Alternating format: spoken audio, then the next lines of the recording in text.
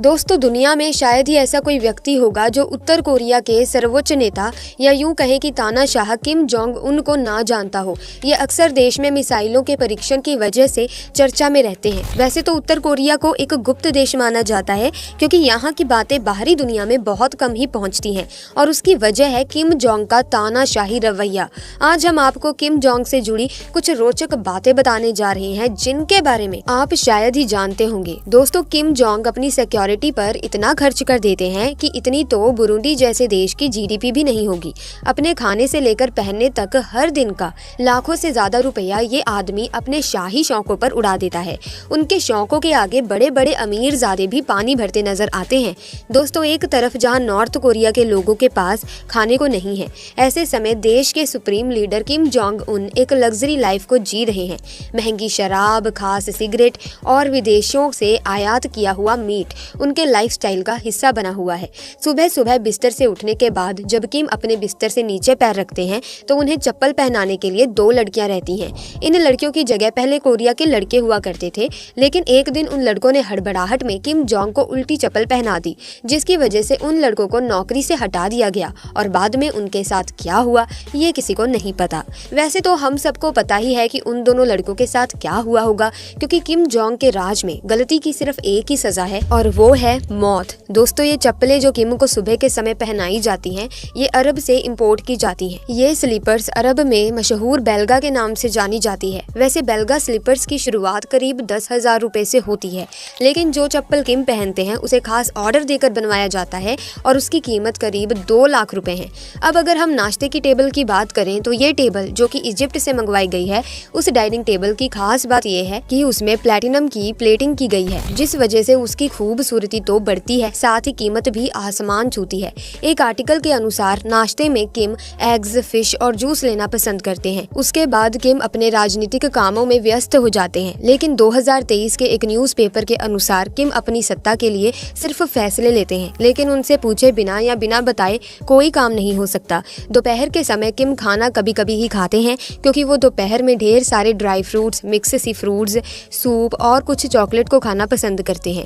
उसके बाद किम आराम करते हैं और इस समय वो अपने आराम में बिल्कुल भी किसी की दखल अंदाजी पसंद नहीं करते। शाम को नींद खुलते ही किम बिल्कुल चौकन्ने और फुर्तीले हो जाते हैं और शाम के समय वो कुछ बड़ी जगहों पर जाकर वहाँ के माहौल को भी देखते हैं।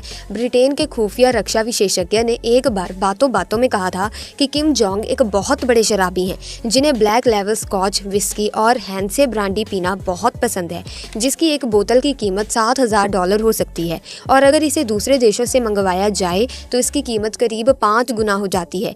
कुछ सालों पहले चीनी जनरल एडमिनिस्ट्रेशन ऑफ कस्टम की ओर से सार्वजनिक किए गए व्यापार के आंकड़े पेश किए गए, जिसके मुताबिक 40 वर्षीय किम जोंग उत्तर कोरिया में हाई क्वालिटी शराब आयात करने के लिए हर साल $30 मिलियन खर्च करते हैं। शराब के अलावा किम को लजीज खानों का भी बहुत शौक है। इटली की एक मशहूर डिश जिसे पार्मा हैम के नाम से जानते हैं, किम को ये डिश इतनी पसंद है कि किम ने इस डिश को बनाने के लिए अपने पास एक खास शेफ को भी रखा है जो किम के लिए सिर्फ यही डिश बनाता है। किम के पूर्व सुशी शेफ ने ब्रिटिश अखबार को बताया कि किम जोंग और उनके पिता अक्सर रात में डिनर में क्यूबे स्टैक बीफ खाते हैं। आपको बता दें कि क्यूबे बीफ गाय के मांस को कहते हैं, जो कि दुनिया में सबसे महंगा और सबसे ज्यादा डिमांड वाला बीफ है और बीफ के साथ वो क्रिस्टल शैंपेन पीते हैं, जिसका प्राइस अच्छों के होश उड़ा देता है। किम को रात में जंक फूड खाना भी काफी पसंद है, जिसमें उन्हें बीफ बर्गर और चिकन रोल सबसे ज्यादा पसंद है। किम घूमने फिरने की भी बहुत ज्यादा शौकीन है, लेकिन वो अपनी सिक्योरिटी रीजंस की वजह से ज्यादा घूम नहीं पाते, लेकिन वो नॉर्थ कोरिया में काफी घूमते हैं और खुफिया एजेंसीज की माने तो जहां वो जाते हैं उनके साथ उनके कई हमशक्ल्स भी जाते हैं। बता दें कि किम को ब्राजील भी काफी पसंद है और वो हर साल ब्राजील जरूर जाते हैं और वहां पर वो एक साल में करीब 8 करोड़ रुपए खर्च कर देते हैं, जो कि बहुत ज्यादा है। दोस्तों, बता दें कि रात के खाने के बाद किम को सिगरेट पीने की आदत है और वो सेंट लॉरेंस ब्लैक सिगरेट पीते हैं, जो सोने के पानी में लिपटी हुई आती है। सिगरेट के साथ किम स्नैक वाइन भी पीते हैं। पिछले कई सालों में किम इस वाइन को लगातार प्रयोग करते आ रहे हैं, जिसकी वजह से उनका वजन 136 किलो से ज्यादा हो गया है। बता दें कि ज्यादा सिगरेट पीने की वजह से 2021 में किम की हालत बहुत खराब हुई थी। तब कुछ डॉक्टर्स ने चेकअप के बाद किम से इस सिगरेट और शराब को छोड़ने के लिए कहा था और ये भी कहा था कि अगर उन्होंने शराब और सिगरेट को तुरंत नहीं छोड़ा तो भविष्य में किम की मौत के 99% चांसेस हैं। लेकिन किम आज भी उस शराब का सेवन करते हैं। दोस्तों, उत्तर कोरिया के तानाशाह किम जोंग अपने क्रूरता के लिए भी काफी विख्यात हैं। जहां नॉर्थ कोरिया में बेहद गरीबी और भुखमरी के हालात हैं, वहीं तानाशाह किम जोंग ऐशो आराम से भरी जिंदगी और एक लग्जरियस लाइफस्टाइल को जी रहे हैं। दोस्तों, यही नहीं, मनमानी वाला फैसला करना, विरोधियों को कुचल देना तो इनकी आदत में शुमार है। उत्तर कोरिया के तानाशाह किम जोंग की क्रूरता के बारे में हर कोई जानता है। किम जोंग के बारे में कहा जाता है कि किम जोंग पर अगर पागलपन सवार हो जाए तो वो कोई भी विनाशकारी कदम उठा सकते हैं और इस बात को लेकर सभी देश डरते हैं। किम जोंग के शासन में लोगों को अक्सर यही लगता है कि जब कभी इस इंसान का शासन खत्म होगा, उसके बाद किम के बारे में ऐसी ऐसी चीजें और निकल कर आएंगी कि शायद इंसान उन चीजों के बारे में कभी सोच ही नहीं सकता। वैसे इतना सब जानने के बाद किम जोंग की लग्जरियस लाइफस्टाइल के बारे में आपका क्या कहना है, नीचे कमेंट्स में जरूर बताना। इसी के साथ दोस्तों, किम जोंग उन के उत्तर कोरिया में होती हैं ऐसी अजीब चीजें जिन्हें जानने के बाद आप कहेंगे अच्छा हुआ हम वहाँ पैदा नहीं हुए।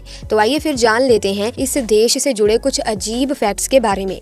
दोस्तों, विदेशी संगीत सुनना या विदेश भाषा में फिल्म देखना आपराधिक गतिविधियों से जुड़ा माना जाता है। 2015 में किम जोंग उन ने सभी कैसेट, टेप और सीडी को रद्द करने का एक फरमान जारी किया था, जिसमें राज्य प्रतिबंधित गाने मौजूद थे। अमेरिकी फिल्म देखने वालों को फांसी दी जा सकती है, जबकि भारतीय फिल्में देखने पर कारावास हो सकता है। नॉर्थ कोरिया का कैलेंडर दुनिया के कैलेंडर से बहुत ही ज्यादा अलग है। दुनिया भले ही 21वीं सदी में हो, लेकिन नॉर्थ कोरिया का कैलेंडर अभी भी वैसा का वैसा ही है। इस देश का कैलेंडर यहाँ के फाउंडर किम इल सुंग के जन्मदिन पर आधारित है। उत्तर कोरिया के लोगों के लिए ये अभी भी 106वां जूशे वर्ष चल रहा है। देश का कैलेंडर 15 अप्रैल 1912 से शुरू होता है।